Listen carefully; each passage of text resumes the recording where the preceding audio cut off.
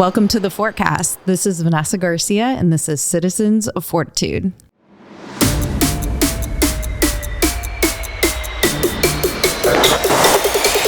Drop. Yeah. Nice. And we're back. I'm back. Yeah, I've been Kyle's gone back. for 2 weeks. That's right. I've been having to carry this thing by myself. How's it feel for me sitting here again? Oh, it's great. It's way better. Yeah. Yeah. I've taken some stress off your shoulders. That's right. That's All right. right. It's like having your favorite outfit back on. Just feels good. Yeah.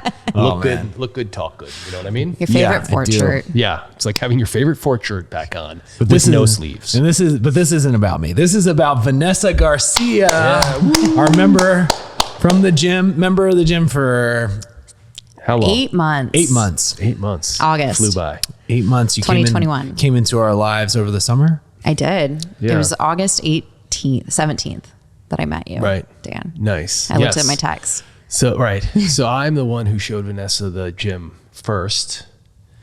And I think, And you weren't going to join. right. You were a little skeptical. I was skeptical. I mean, not that the gym wasn't awesome. I was a little intimidated. I won't lie. Really intimidated, like in what way? I have never joined a gym like this. I've never been part of a strength gym that looked like this. I was a class pass person. You know, I jumped from yoga studio to spin class, did the whole Peloton thing over the pandemic.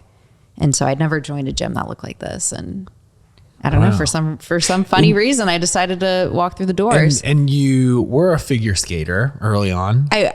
You did figure skating. When I was very little, yes. Did you play other sports I growing did. up? I did fast pitch softball from Softball. 7 to high school. And then I played water polo and I swam. Oh, wow. And I did dive in high school. Wow. Yeah. It's a lot of athletics. Yeah. And then college, you were pre-med. I was pre-med. Yeah. So And I went, you didn't really play any sports No, at so- that period of time? you know what? I think I forgot I was an athlete at all. Oh, wow. When I got into college, I got so fixated on school, college things, going to parties, being social. And the first thing to go was really any movement. Yeah. And I feel like I just didn't work out for years. I just didn't do anything. I was too busy. I was too Yeah. tired. There were other things that seemed more important at the time. Sure. And then you picked up kind of the class pass thing after school? Well, Ended? I grew up in Southern California, Californian, Yeah. like your other two podcast folks from previous, grew up in San Diego. And then I went to UC San Diego for undergrad and stayed close to home. When you guys open Fort La Jolla, look forward to that. After that, I was accepted into this fellowship program through the governor's office up in Sacramento, California, in the capital, Northern California. And I moved up there and I got in the young professional trap that I call it, happy hours, the just general exhaustion that comes with learning how to work a 9 to 5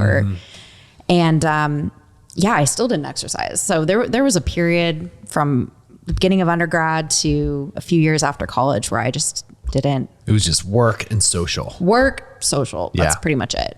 And I think a lot of people probably have that story. It's Yeah. really easy to not prioritize it once all the other parts of your life Well, start. especially when you're going into a new industry and you're young and you got to prove yourself and you got to Right. make it everything. Yes, This is who I am. This is what I do. And this is it.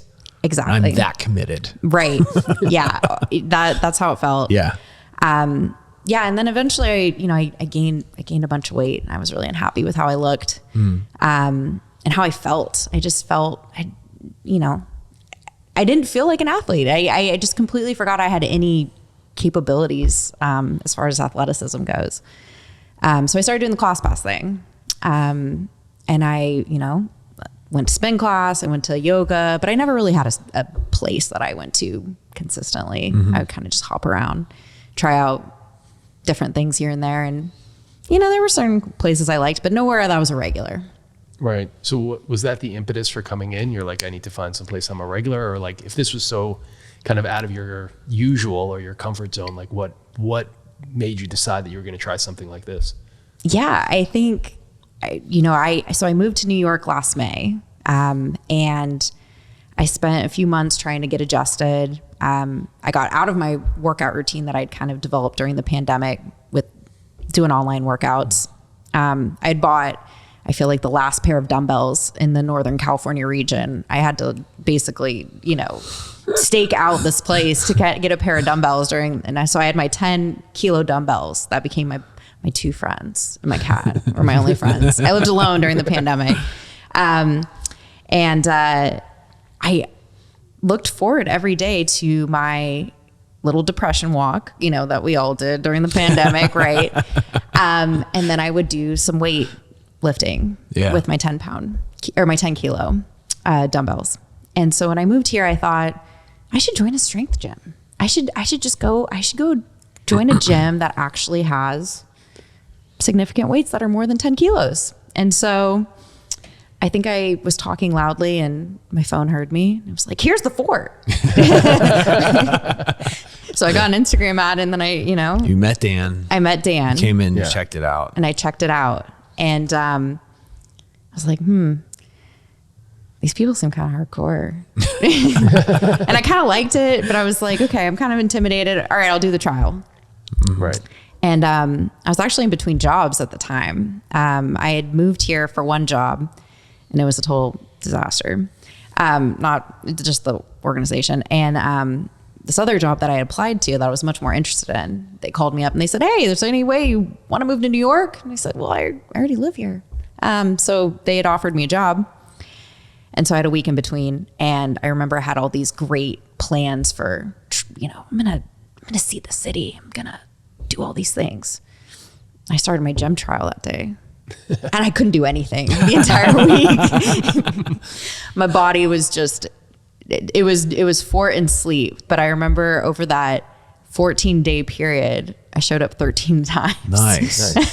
Yeah. Because I just liked it. It was so fun. And then, I texted you. Just kept coming. And then I just kept coming. Yeah. And you're really in, I think, the midst of a powerful transformation. I mean, we've known you for a long time, but you've really kind of kicked things into overdrive lately. And we wanted to hear from you because it's so, fresh in your mind. It's so relevant to where you're at. We just want to talk to you about transformations in general and like how that's happened to you, the motivations behind it, how it's developed and how it's going. Yeah. I think I came into this really wanting a physical transformation. Mm-hmm. We all want to look good, right? Sure. We all want to feel good in our body. Absolutely. And I think that was the beginning of my fitness journey. And like so many other people, struggled with my body, my whole life. I think we all do because we have one. Right. You never really win. Like no. you have this body and you have to manage it all the time and it changes. It isn't a thing that just stays the same. No. I've been out of the gym for a little bit and like my knee is bothering me, my ankle is bothering me. I haven't done anything to it, but it's just how life has like presented itself to me. So we're always managing it. Right. So there's always attention that we can give to it and figuring out what it needs at any given time, I think is like an important practice. Absolutely. Yeah. Yeah. The physical is like the entry point into everything. Sure. So most people that come to us, and now more and more people talk to us about either finding community or like mental health or dealing with anxiety and stuff like that. But, so many people come to the gym or at least start because they want to look better. They want aesthetic changes, they want to get stronger, but certainly like the physical component is almost always step one. Definitely. Yeah. It's what you see. Yeah. You can look at it. You're trying to identify what you need at the time and you don't feel good. Right. And you can look in the mirror and you can see actionable things that you want to develop or work on. So like it gives you motivation. It gives you a target. I want to do blank, whatever. It's tangible. Right. Then you get into the practice. You go to the gym for 2 weeks. I go to the gym for 2 weeks. Yeah. So what happens after that? I told Dan, I want to come as many times as you'll let me. Yeah, it really went from, I remember this. Was that quickly? Like, was that not long after the trial? It was right away. Wow. I knew my trial date ended on I think Monday. I was like, Dan, I don't want this. I want to be able to keep coming. I want to be able to keep booking. Yeah. Keep this going. Yeah. And it was like, okay, here's like the 3 time a week thing and it was like, no, what if I want to come all the time? Like it was right away. It was like that was the first sign of the transformation. Was in the trial it was like maybe, and then 2 weeks later it was like, how do I come all the time? How do I live here? I think when people actively are asking those questions is when you tend to see people change very dramatically really quickly, because their mindset is embracing change. They're embracing this activity often. They're not doing the bare minimum. Right. They're, how much more can I do? How do I go 100%? Right. Here? And it's a big ask for a lot of people, right? Not everybody's ready. Not within everybody's 2 weeks, in that state. You got to be in a certain mindset to do that. Right. But Vanessa was, and I think, I think that was just the beginning, because then I think it's just kind of like escalated since then. Right. Because that was still 7 months ago. Yeah. Yeah. I mean, I think I moved to New York ready to be changed, right? You don't move here wanting to stay the same. And I think in taking the risk and moving here, not having very much, I had my roommate basically, my cat. I was ready to have my life changed. And so, I signed, I wanted to come as much as possible. I end up doing some the nutritional coaching. And I was looking at my Embody in my last scan. And since over the last 6 months, I lost 18 pounds of body fat and I gained 4 pounds of muscle mass. Wow. Just Powerful. 6 months. Just 6 months. Yeah. So it's massive. But that's so that physical transformation that you were searching for definitely happened. It happened, and it's been great. And, none of my clothes fit, which is a different problem. It's a good problem. But it's really the mental transformation that has meant so much more to me than any of the physical things. And I think that was the most unexpected part of all of this. Yeah, I want to hear more about that. Yeah. There are so many benefits that I've had over the last 8 months of just showing up.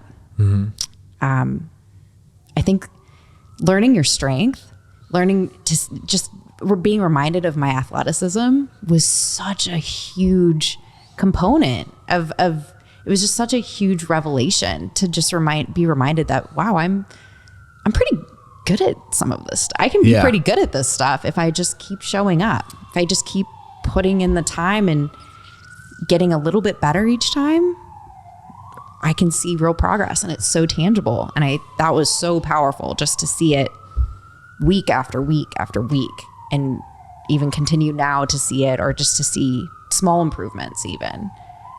Yeah, I think that the practice of strength training, conditioning, it shatters your beliefs. It keeps your beliefs broken so that you can keep evolving. Because if you don't prove that you're capable to yourself on a daily basis, you start getting stuck into this mindset of I am blank and this is me. This is how it is.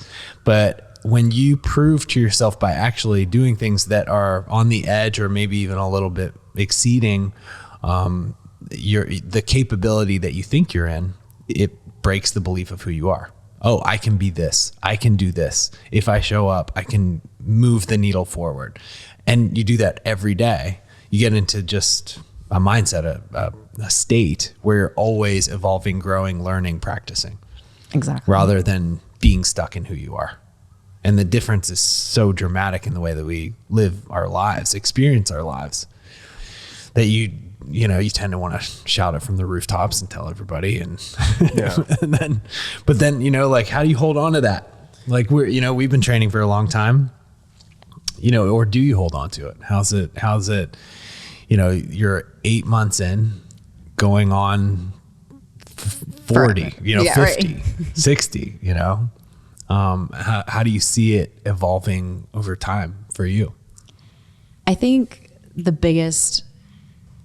one of the biggest takeaways has just been coming in as a beginner and having that growth mindset and just always being willing to learn something new. I think that there's always something to learn. There's always something I'm not going to know, or there's always something I can improve on. And just knowing, having that compassion for myself, and also just having that willingness to be vulnerable and to be open to learning and growing. There's no limit to what you can improve on. And you've made some jumps in your personal and professional lives too. Yeah. Like you just started a blog. I did. Yes. Yeah. Which was really well received. Yes. By the way. It's Thank really you. excellent. It Thank was you. an awesome storytelling. Yes. And you've got a really great voice. Thank you. Yeah. Thank you. That means a lot. I think just learning to be more courageous on all of the things that you know you're capable of, but really all the things you don't know you're capable of. And I think that that's what I've learned over the past 8 months, is that I don't even know all the things I'm capable of yet. I'm just starting to figure that out. And isn't that exciting, just to be in a space that encourages you to grow and to keep seeking more of yourself? Yeah, this is the thing that I'm always yammering on and on about in my writing or talking or anything else, is the training's great. It's really important. It's physically necessary. It's good for your health. It's good for your longevity. It's good for a lot of things. I think that's like proven, and that's fine. I always think the next level is, how do I take what the lessons that I'm learning from strength training or breathing hard or any of the other things you do in these four walls, and how do I take it outside of here? Like, what lessons am I learning in the gym that I can then apply to the rest of my life? So I'm going to put you on the spot and ask you, what do you think you've learned kind of in the gym, or what traits have you kind of solidified, or what has it brought out of you that you think you take kind of outside of here? There are many things. I think there's just this newfound feeling of confidence and capability, that I'm just so capable of things if I just keep showing up, if I keep putting in that 1%, if I just keep being a little bit better. Not every day is going to be my best day, or I'm not going to hit a PR every day, or some days I'm going to have a bad day or just not want to really do it. But just showing up and putting in the work is enough sometimes, and that's going to get me a little bit further. And I think that applies to every part of my life. It's just showing up and doing the work, even when you don't want to, especially when you don't want to. It's really when you need to do it. I think the power of accountability, I think that was something that I didn't appreciate until I walked through these doors. Now I'm a regular here, right? I pay rent in two places, the place I live and the Fort. And, I come in the evenings. And so if I don't show up in the evenings, people are like, what are you doing? Where are you? And it's seeing the same people over and over and over again, and knowing that people are counting on you to show up, even though because their workout's better, your workout's better, you're part of this community. People are cheering for you. They want the best in you. I think that people see how capable you are before you do. And when they invest their time and their resources and their energy in you, you have to be receptive to it. And you have to just let it transform you and take it in, because they're seeing something that maybe you have a mental block on. And when you just trust that they're right, or that you're overlooking your own capabilities, then that's when real transformation happens. We see ourselves in others too. Yes. When we watch each other perform, they see elements of themselves in us, and we see elements of ourselves in them. And when we're all doing it together, we help each other. There's a synergistic effect. Absolutely. Because it's so, there's so many different elements of capability, right? There's so many, like strength, conditioning, movement, composure, mental side of it. And good days, bad days, people come in all ages, shapes, sizes. So there's all these elements that we can take and give in our training to the other people that we're around. And when you're regularly seeing them, like you said, you're in this process of growth with those people who you're comfortable with, and they're in that process with you. And if you're not there, you can't help them. They can't be helped by you. And if they're not there, they can't help you, and you can't be helped by them. And I think that part of training and development hasn't really been like expressly identified as well, or to be as important as it really is. I think we see it in teams. Oh yeah. You see how teams get so great together, and having good teammates that hold you accountable make you better and you make them better. But I don't think it gets the cred. Like that element of training gets the cred that it should in the mainstream zeitgeist of everything. I definitely didn't appreciate it until pretty recently. Yeah. Well, I mean, we're used to seeing we're used to seeing training montages where Rocky is running up. It's him. It's just him. Rocky. Running, right. Doing it. Yeah. But I think we're communal tribal people. We can't exist otherwise. Yeah. And the kind of paradox is you need that community in order to reach the self-actualization, right? To figure out who you are, you need to be around other people who are helping you figure out who you are. And it's that nice push-pull, and both are critical, right? You need that self-reliance, you need to be self-driven.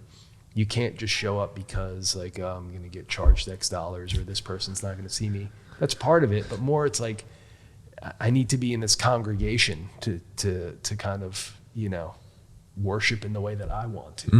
And it's a unique thing, and I think it's just critical. I think it's why people don't love just going to a regular gym and just kind of slogging it out on their own. Even when they go there, it's you got to find the one guy or the one girl, or you see that guy and he's and you kind of strike up a relationship, because just doing it on your own just doesn't really do it. It doesn't. And I did it. So I was in San Diego, about a month ago. And I also realized how much I've learned, just the skills that I've learned that are so, I can apply anywhere I go. And that's something that I'll always have now. So I went to a Planet Fitness because there's no Fort in San Diego yet. And so I went to this Planet Fitness, and I've been there before, and I wanted to keep up with the program. So I walk in and I walk past the treadmills. I walk past the weight machines and past the free weights, and I go straight to the barbell. I'm like, who the hell is this person? This is not the same person who would have walked into this place just 8 months ago. And it's having that knowledge and being able to apply it even when you're away, but it was still missing. I missed the gym. I missed being able to work out with my people and have that community, but it was great to be able to apply it in a way that crystallized how much I had learned. But it just wasn't the same for so many reasons, but it was really the people. It was that there's something about struggling along with other people that is just so powerful. And so it creates instant community. It's unbelievable. It is. The end of every session, I love just watching people get off the training floor, catch up with each other. They could be complete strangers at the beginning of the session. At the end of the session, they're tight. Right. They went through something. Yeah. They went through something together. Yeah. It's a real experience that you just don't really appreciate until you're in it. Yeah. And I think just the community and the accountability and just holding each other to this higher regard, even when you don't want to hold yourself to it, is really, it's fuel to make you a better person in really everything you do. Yeah.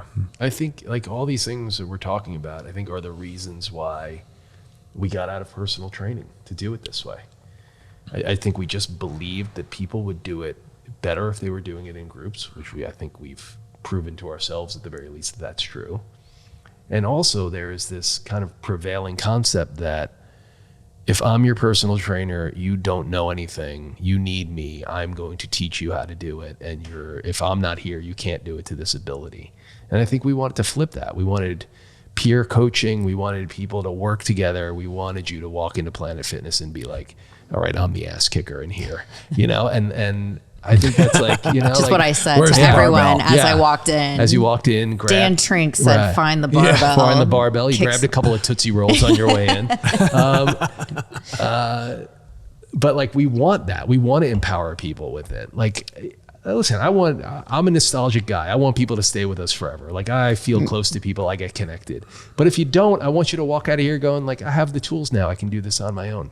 Like, that's huge. Like, I wouldn't trade that for anything. Like, you don't need me to hold your hand for the rest of your life. Like, go out, go to another gym and like know what you're doing and be confident, and have everybody else in that gym look at you and be like, oh, that woman knows what she's doing. Like, that's incredibly gratifying. Oh yeah. Yeah. It's part of that growth mindset. Yeah. It's part of becoming somebody new, becoming somebody who knows their way around the gym, being able to live into that new identity. Yeah. I at that moment I felt, wow, I'm different. Yeah. I'm different. You are different. Yeah. I've been changed for the better now that I know how to use a barbell. Mm-hmm. Yeah. The barbell solves all problems. So what kind of things do you want to see for yourself in the next 6 months, year?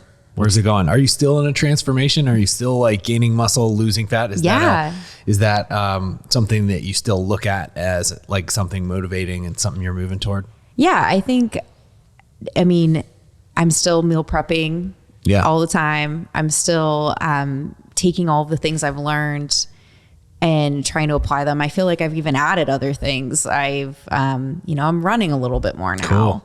I'm not a big runner. I've never been a big runner. Not yet.